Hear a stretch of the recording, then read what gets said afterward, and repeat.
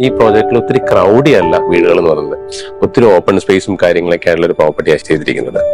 അതിനകത്ത് നമുക്കൊരു 5 സെന്റ്സ് തുടങ്ങിയിട്ട് ഏകദേശം ഒരു 15 സെന്റ് വരെ വരുന്ന വീടുകൾ നമ്മളവിടെ ചെയ്യുന്നുണ്ട്. നമുക്ക് 2000 സ്ക്വയർ ഫീറ്റ് തുടങ്ങിയിട്ട് ഏകദേശം 7000 സ്ക്വയർ ഫീറ്റ് താഴെ വരുന്ന വീടുകൾ വരെ നമ്മളവിടെ ചെയ്യുന്നു.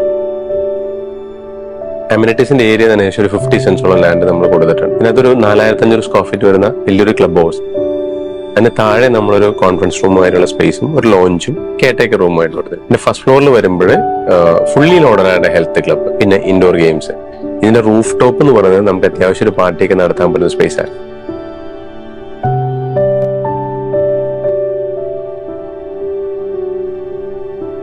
പിന്നെ അതുകൂടാതെ ഇതിനകത്ത് പൂൾ എന്ന് പറയുന്നത് നമ്മൾ ഗ്രൗണ്ടിലാണ് കൊടുത്തിരിക്കുന്നത്.